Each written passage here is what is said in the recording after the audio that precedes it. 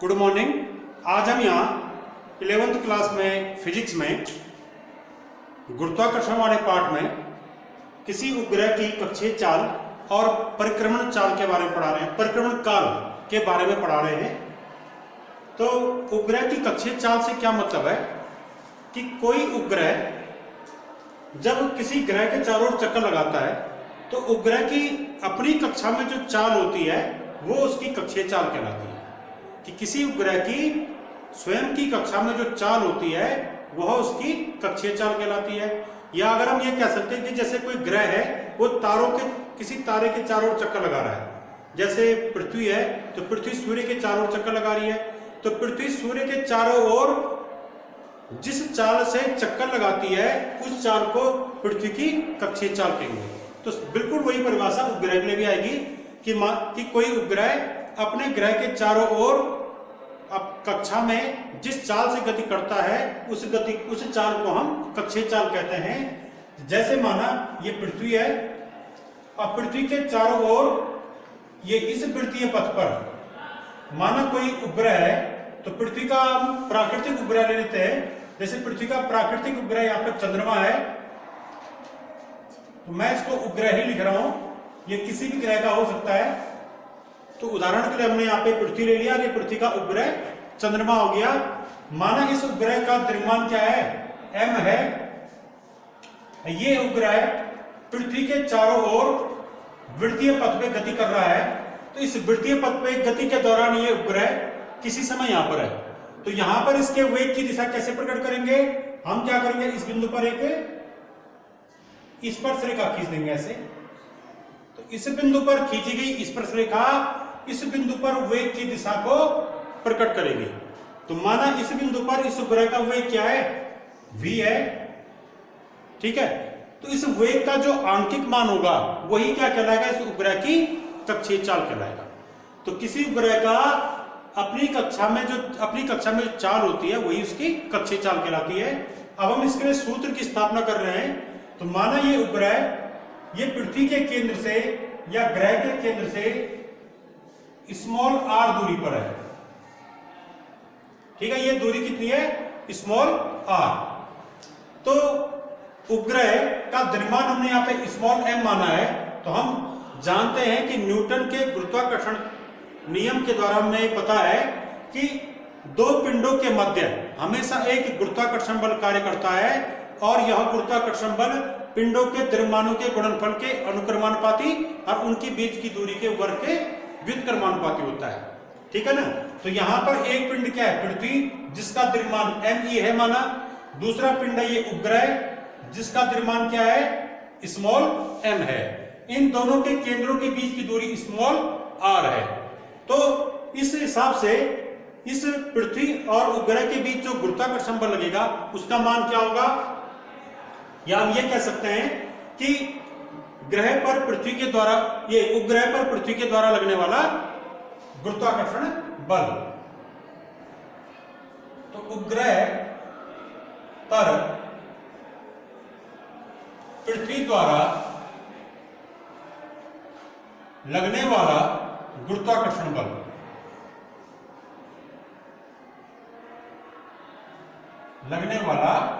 गुरुत्वाकर्षण बल।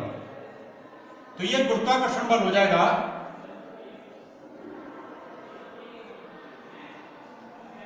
F बराबर, माना इन दोनों पिंडों के बीच जो गुरुत्वाकर्षण बल है वो F है, तो इस F का सूत्र आ जाएगा कैपिटल G, F बराबर capital G m1 m2 upon r square. m1 के पे क्या आएगा, पृथ्वी का द्रव्यमान यानी me इंटू m2 मतलब दूसरे पिंड का द्रव्यमान अर्थात उपग्रह का द्रव्यमान me, m स्मॉल m, इसका द्रव्यमान स्मॉल m अपॉन इनके बीच की दूरी r का स्क्वायर, ठीक हो गया।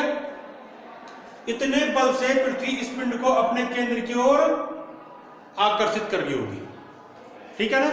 इस पिंड पर इतना गुरुत्वाकर्षण बल पृथ्वी के केंद्र की ओर लग रहा होगा, ठीक है।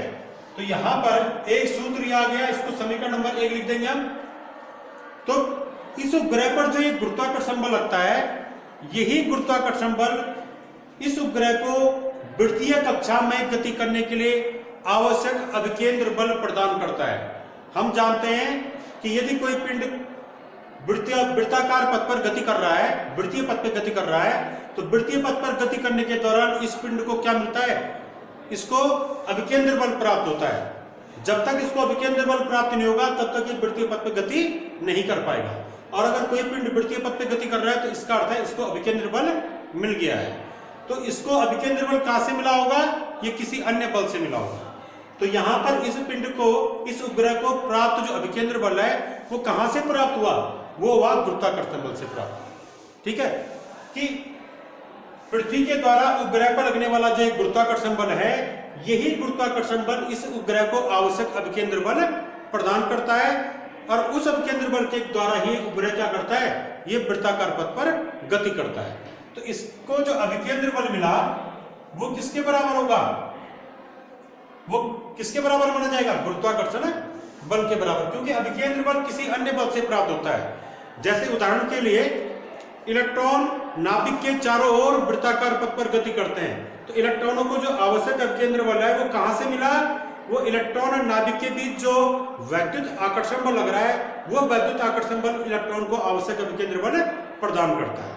ऐसे ही ये जो उपग्रह है, ये उपग्रह पृथ्वी के चारों ओर वृत्ताकार पथ पर गति कर रहा है, तो इसको आवश्यक अभिकेंद्र बल कहां से मिला, ये मिला पृथ्वी और उपग्रह के बीच जो गुरुत्वाकर्षण बल उत्पन्न हुआ होगा। तो अर्थात यहां पर गुरुत्वाकर्षण बल किसके बराबर माना जाएगा, अभिकेंद्र बल के बराबर। ठीक है, तो अभिकेंद्र बल, ये अभिकेंद्र बल किसके बराबर होगा, गुरुत्वाकर्षण बल के बराबर। अब यहां पर गुरुत्वाकर्षण बल का मान हम यहां पर रख देंगे और अभिकेंद्र बल का सूत्र हमें पहले से पता है। हम जानते हैं कि अभिकेंद्र बल ये शॉर्ट में लिख दिया मैंने, अभिकेंद्र बल बराबर क्या होता है, mv² r। ये अभिकेंद्र बल का सूत्र है, जहां m क्या है, उस पिंड का द्रव्यमान जो वृत्ताकार पथ पे गति कर रहा है। यहां वृत्ताकार पथ पे गति कौन कर रहा है, m द्रव्यमान का पिंड। v क्या है, इस पिंड का वेग। r क्या है, इस पिंड के जो वृत्तीय पथ है, इसके वृत्तीय पथ की त्रिज्या, वो क्या है, r। तो अगर कोई m द्रव्यमान का पिंड r त्रिज्या के वृत्तीय पथ पे गति कर रहा है और उसका वेग क्या है, v है, तो इसके लिए अभिकेंद्र बल का सूत्र क्या होता है, mv²r। तो इस सूत्र को हम यहाँ पर अभिकेंद्र बल के स्थान पर रख देंगे कि अभिकेंद्र बल बराबर तो ये होता है mv²r। और ये किसके बराबर है, यहाँ पर इस उदाहरण में ये गुरुत्वाकर्षण बल के बराबर है अभिकेंद्र बल, क्योंकि इसी से ये बल उत्पन्न हो रहा है। तो गुरुत्वाकर्षण बल का मान हम यहां से रख देंगे समीकरण नंबर 1 से, Gmem अपॉन स्मॉल r²। तो यहां से m से ये स्मॉल m कैंसिल हो गया, तो यहां से v² इक्वल टू आ गया, ये r यहां चले जाएगा, ये हो जाएगा Gme into r upon r²। r से इसकी एक घात कैंसिल हो जाएगी और हमारे पास आ जाएगा सूत्र, आ जाएगा जो उपग्रह के कक्षीय वेग का। अब हम आसानी से सूत्र को निकाल सकते हैं कि v² इक्वल्स टू क्या गया, Gme अपॉन स्मॉल r। अब अगर हम v का मान निकालें तो v बराबर क्या हो जाएगा, v बराबर हो जाएगा इसका वर्गमूल Gme अपॉन r। ये हो गया। अब यहां पर ये क्या आ गया, ये आ गया इस उपग्रह का कक्षीय वेग या कक्षीय चाल। यही उपग्रह की कक्षीय चाल है, कक्षीय चाल।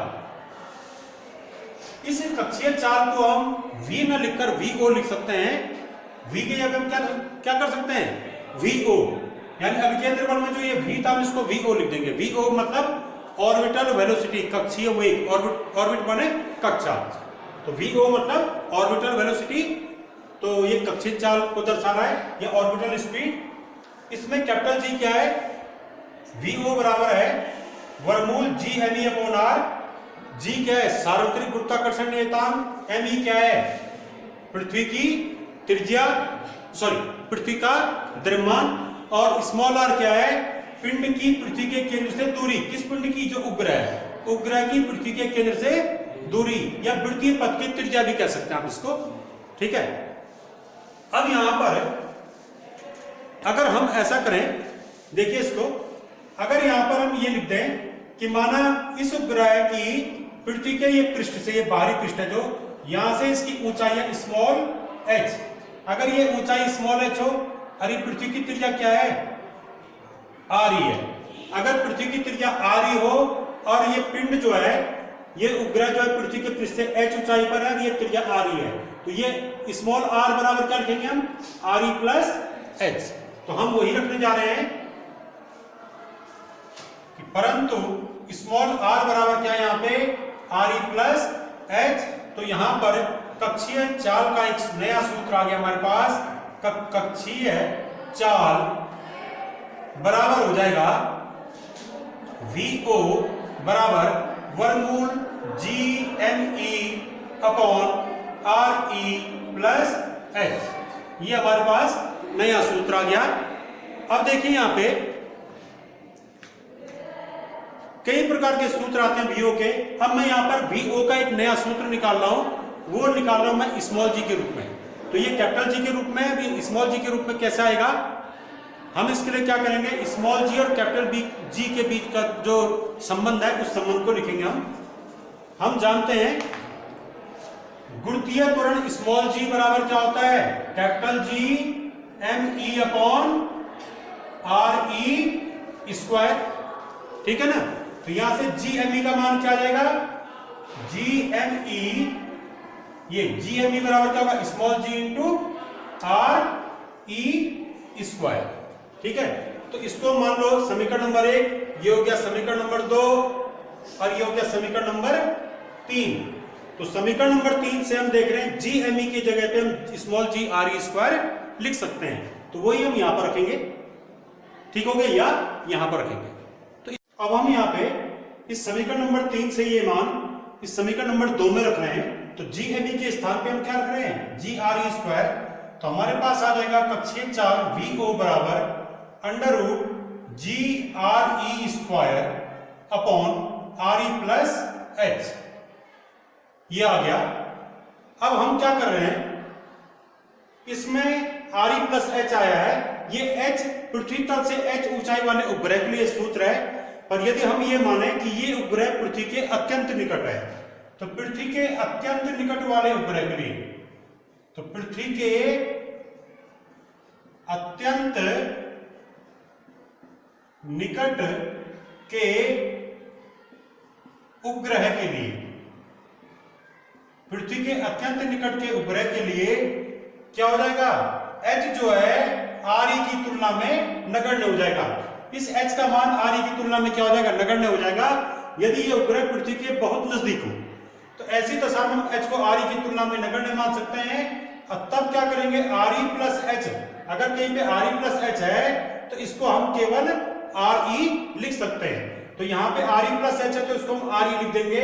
इस स्थिति में, इस वाली स्थिति में कि जब उपग्रह पृथ्वी के अत्यंत निकट है, तो तब समीकरण 4 से, तो ये जो समीकरण नंबर 4 है हमारी, इसका नया रूप हो जाएगा कि कक्षीय चाल VO बराबर under root small g RE square upon ये RE हो जाएगा, h यहां से हट जाएगा। अब RE से RE कैंसिल, तो हमारा आ गया कक्षीय चाल VO बराबर अंडर रूट g RE। ये हमारा एक नया सूत्र आ गया कि कक्षीय चाल बराबर अंडर रूट या square root of small g RE। अब देखिए इसके बाद हमने देखा यहां पे कि कक्षीय चाल बराबर क्या आ रहा है, पृथ्वी के अत्यंत निकट वाले उपग्रह के लिए कक्षीय चाल आ गया हमारा VO बराबर under root small g RE।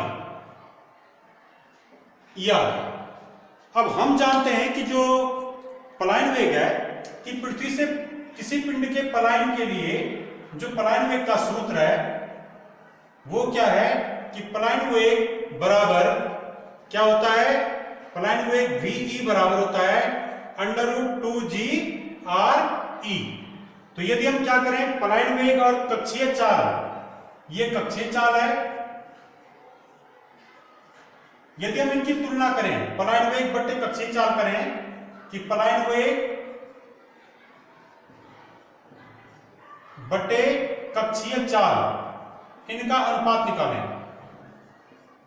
तो पलायन वेग बट्टे कक्षीय चाल अर्थात VE बट्टे VO, तो VE बट्टे VO का मान क्या आएगा, VE का मान क्या लिखा, √2G RE, VE के स्थान पे ये वाला मान रखा यहां से, बट्टे VO का मान यहां से रखा, यह आ गया √G RE, तो ये हो जाएगा VE बट्टे VO बराबर √2,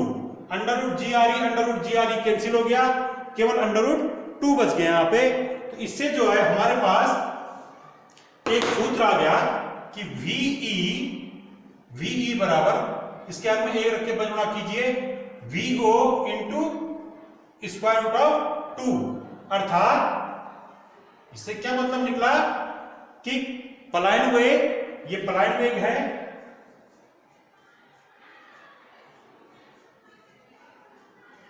पलायन वेग कक्षीय वेग के वर्गमूल 2 गुने के बराबर होता है। यहां पर एक निष्कर्ष और भी है कि पलायन वेग कक्षीय वेग से अधिक है, क्योंकि इसका मान जो मान है वर्गमूल 2 है, वर्गमूल 2 का मान 1 से बड़ा होता है, 1.414 होता है, तो ये 1 से बड़ा मान है। तो इसका अर्थात ये भिन्न भी, इसका मतलब क्या है कि ये भिन्न क्या है, 1 से बड़ी है, इसका अर्थ है कि अंश 1 से, अंश क्या होगा, हर से बड़ा होगा। तो VE is greater than VO, तो पलायन वेग का मान कक्षीय वेग के वर्गमूल 2 गुने के बराबर होता है। कई बार एग्जाम में ये संबंध ज्ञात करने के लिए आता है कि पलायन वेग और कक्षीय वेग में संबंध क्या है, तो पलायन वेग बराबर कक्षीय वेग इंटू वर्गमूल 2। अब इसमें यदि हम कक्षीय चाल का जो ये सूत्र है, इस सूत्र में हम स्मॉल g और RE का मान रखें, तो हमारे पास आता है VO बराबर स्मॉल g का मान रखा 9.8 मीटर प्रति सेकंड स्क्वायर, RE पृथ्वी की त्रिज्या रखी 6400 किलोमीटर है, तो इसको 1000 से गुणा कर दिया, मीटर में आ गया, 6400 गुणा किया 10⁻³ मीटर। तो ऐसा करने पे हमारे पास जो ये मान आया, इसको अगर हम हल करें तो ये आता है करीब करीब 7.9 किलोमीटर प्रति सेकंड, अर्थात पृथ्वी के अत्यंत निकट यदि कोई उपग्रह गति कर रहा है, तो पृथ्वी के अत्यंत निकट गतिमान किसी उपग्रह का जो कक्षीय चाल है, उसका मान 7.9 किलोमीटर प्रति सेकंड होता है, अर्थात 8 किलोमीटर प्रति सेकंड के करीब होता है। अब जो है यहां पर हम एक नई राशि की गणना करेंगे, परिक्रमण काल। तो परिक्रमण काल मतलब कि उपग्रह को पृथ्वी का एक चक्कर लगाने में जो समय लगता है, उस समय को हम उपग्रह का परिक्रमण काल कहते हैं। और परिक्रमण काल का सूत्र क्या हो जाएगा, तो परिक्रमण काल कैपिटल T बराबर आ जाएगा, परिक्रमण काल बराबर होता है काल समय बराबर दूरी बटे चाल। तो दूरी कौन सी होगी, एक चक्कर में चली गई दूरी, तो एक चक्कर में चली गई दूरी मतलब परिधि 2πr बटे एक चक्कर में चली गई दूरी बटे चाल कौन सी आएगी, जो उपग्रह की अपनी चाल है, यानी कक्षीय चाल। तो इस सूत्र का हम यहां पर प्रयोग करेंगे, तो यह आ जाएगा हमारे पास T बराबर 2πr अपॉन VO का जो फॉर्मूला था, शुरुआत वाला formula, √GME upon small r। तो ये स्मॉल r यहां पर आ जाएगा, तो ये आ जाएगा हमारे पास 2π और उसके बाद 2πr और √r अपॉन GME, ये आ गया। ये हमारा कक्षीय चाल का सूत्र आ गया यहाँ पे। इसको अगर हम दोनों तरफ इसका वर्ग करें, तो दोनों तरफ वर्ग करने पे देखिए क्या आता है, t स्क्वायर, और यहां भी वर्ग कीजिए, तो यहां क्या आएगा 4π स्क्वायर r स्क्वायर, और इसका वर्ग क्या होगा r अपॉन GME। इसको फिलहाल समीकरण नंबर 1 लिख दीजिए परिक्रमण काल वाले को। तो हम देखते हैं यहां पे क्या आ गया ये आ गया टी स्क्वायर बराबर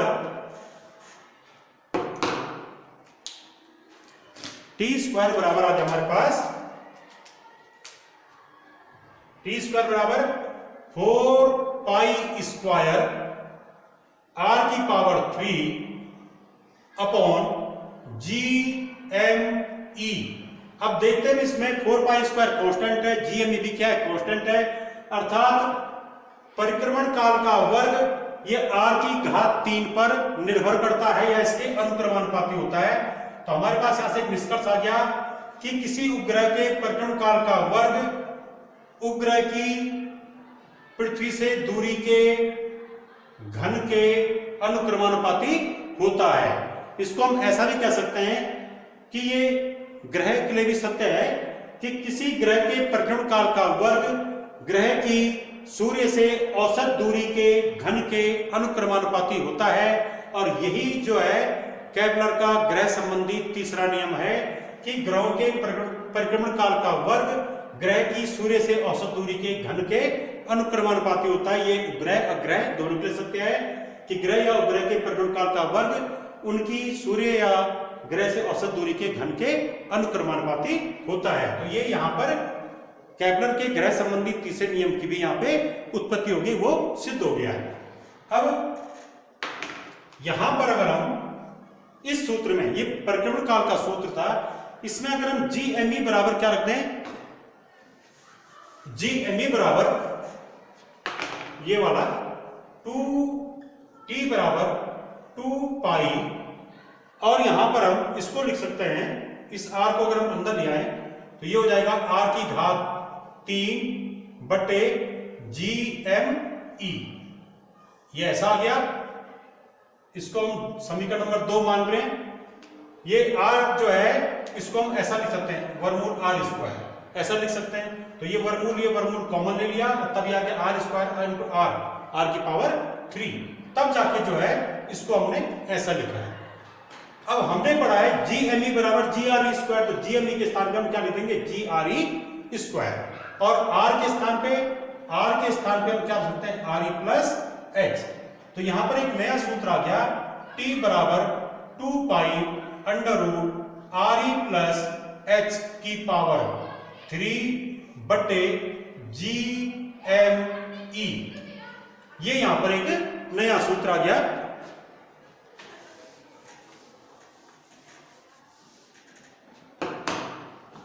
अब देखिए इसको,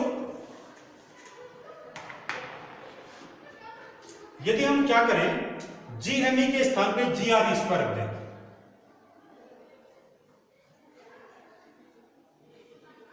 यदि जी एम ई बराबर हम क्या रख दें यहां पे जी आर ई स्क्वायर एवं H is very very less than R E कर दें, अर्थात ये उपग्रह पृथ्वी के अत्यंत निकट हो, तो तब जो है ये जो सूत्र है ये इस प्रकार बन जाएगा, t बराबर 2 पाई अंडर रूट, ये हो जाएगा आर ई की power 3 upon small g r e square. G M e के स्थान पे क्या रख दिया, जी आर ई स्क्वायर रख दिया, और ये आर ई प्लस एच को हमने आर ई रख दिया।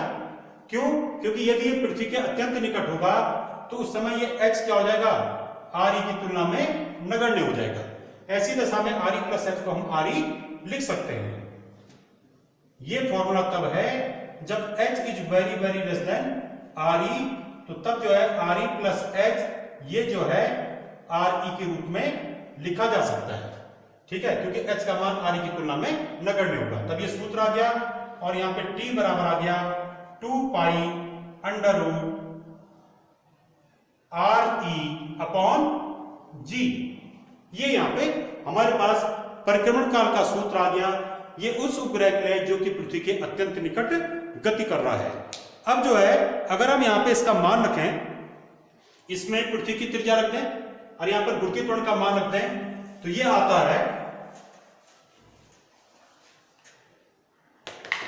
ये सूत्र किस उपग्रह के लिए है, ये उस उपग्रह के लिए है जो उपग्रह पृथ्वी के अत्यंत निकट है। उसके लिए हम h बराबर 0 मान देंगे या h नगण्य मानेंगे। अब फॉर्मूले में केवल आर ई आएगा, तो t equal to 2 pi under root r upon g, ये परिक्रमण काल का सूत्र आ गया पृथ्वी के अत्यंत निकट वाले उपग्रह के लिए।